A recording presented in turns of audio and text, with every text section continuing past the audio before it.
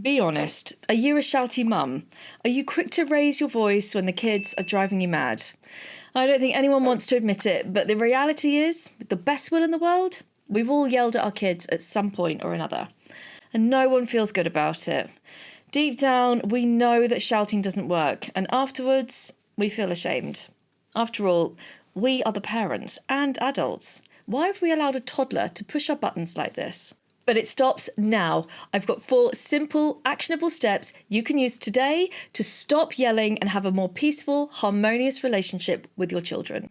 We need to get to the bottom of why we shout in the first place. Usually, it's not even about the kids. It's about us.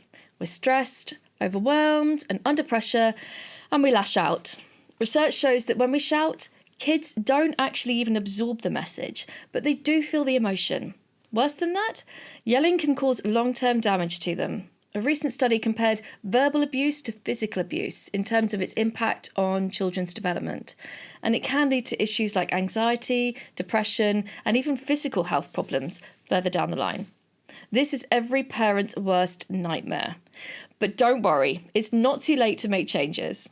The first step is to recognise that when we yell, it's often because our expectations aren't being met. We expect our child to behave in a certain way, whether it's following instructions, being quiet, or stopping a tantrum. When they don't, we get frustrated. But here's the key. Don't take it personally. Toddlers don't have the capacity to plan how to upset you. Their refusal to comply isn't a personal attack. It's an expression of their own feelings and developmental stage. Young kids aren't trying to wind you up.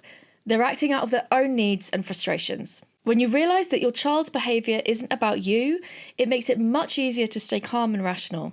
Often parents can react angrily because they feel their child's non-compliance is disrespectful or aimed at them. But in reality, it's just their child struggling with their emotions or not understanding what's been asked of them, sometimes because the instruction was too complex. When you recognise this, it can help shift the focus from your frustration to their needs.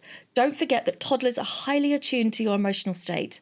Shouting at them will probably lead to tears and anger, which only fuels the fire and is pretty counterproductive. They mirror your intensity, so the more you escalate, the more they do too. When you feel the frustration building, take a deep breath and say to yourself, this isn't about me. Focus on calming yourself first before you address whatever situation it is that you're dealing with. It's easier to moderate your reaction when you're calm and rational. You can even try to lower your voice deliberately. I find this a powerful way to get a child's attention without raising the emotional temperature. You're also giving them an example of how to handle strong emotions, which is a great way of modelling how to regulate their own feelings better because they're taking cues from you. One of the most powerful tools to stop yelling is learning to detach from the outcome. Often we yell because we're desperate for our child to do what we've asked immediately. We're attached to the result. We want them to clean up, stop fighting, or listen right now. This emotional attachment to the outcome is what fuels our frustration. Detaching from it means accepting that whether they comply or not is not personal failure. You need to give them a chance to learn and make their own decisions within reason. When you detach from needing immediate results, you no longer feel like you have to control every situation. Lowering your emotional investment reduces the stress that can lead to shouting. You end up giving your child the space to make choices and face natural consequences without having to micromanage. The next time your child resists, offer 2 alternatives, one you can control and one you prefer. For example, if your child's refusing to eat dinner, you could say, you can eat dinner now and then we'll have time to play together before bed, or you can sit there in front of your dinner but miss out on playtime. This way, you're giving them a choice that's within your boundaries. You're okay with either outcome because both lead to a resolution, but you're not compromising on the expectation that dinner will get eaten. You're not trapped in the cycle of needing them to comply immediately to feel successful as a parent. So far, you've shifted your mindset and detached from the outcome. So the next step is to teach your child self-government. This means equipping them beforehand with the age-appropriate skills to make their own responsible decisions and manage their behaviour without you having to yell. Kids are more likely to listen when they've already been taught how to govern their own actions. We know that children thrive when they know what's expected of them and have the tools to meet those expectations. When they have a good understanding of the consequences of their choices, they're more likely to make better decisions. Self-government means your kids take ownership of their actions, and in turn, it empowers them to solve problems on their own. So how do you teach this? Well, one example could be that if you know mornings are going to be a struggle, go through the routine when things are calm and you have a bit more time. You could say, let's practice getting ready in the morning. Then together you walk through it step by step, getting dressed, brushing teeth, all that sort of thing. So they know exactly what's expected of them. When it's time to do the routine in the morning and things start to go off track, calmly remind them, remember how we practiced this? What's the first step? This way you're helping them govern themselves and give them the responsibility to act while you stay in control. This also takes the pressure off you to constantly manage behaviour. You've given them the tools and expectations, and now they get to make choices within those boundaries. The next step is about catching yourself before you yell. We all know our triggers, so try to recognise that moment when things start to escalate and tell yourself to be calm.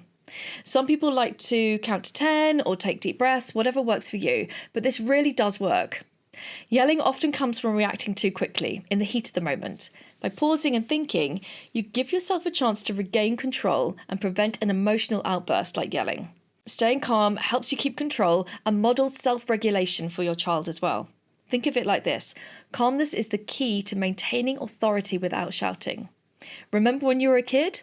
Can you remember a teacher that never had to raise their voice to get things done? Kids would just do as they asked. We always respected and behaved better with these teachers because they showed us respect by not ruling with fear. Now, I know this may not be an overnight change.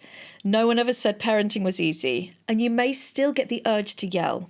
But trying these strategies is an intentional and positive step in the right direction. The key is to stay consistent. It won't always be perfect, but the more you apply these techniques, the better results you'll see over time. Even small progress is a win. What matters is that you're committed to making a change, and each time you choose not to yell, you're creating a more positive environment for you and your family. Now that you've got the tools to stop yelling, you might be wondering what to do in those really tough moments when your child just won't listen. How can you stay calm when emotions run high? In this video, I'll show you exactly how to handle toddler tantrums and big emotions without losing your cool. You'll learn a few practical techniques for managing those meltdown moments and taking the next step towards calmer, more connected parenting.